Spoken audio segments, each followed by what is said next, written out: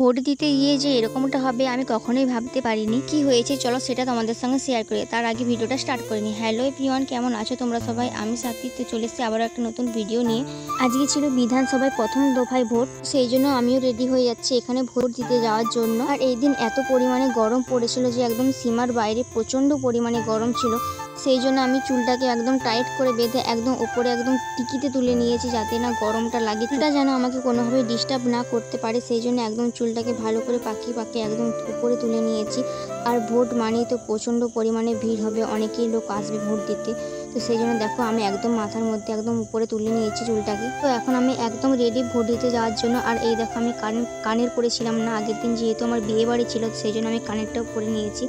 আর এই দেখো একটু সানস্ক্রিন মেখে নিয়েছি, যেহেতু প্রচুর পরিমাণে বাইরে রোদ আর প্রচুর গরম।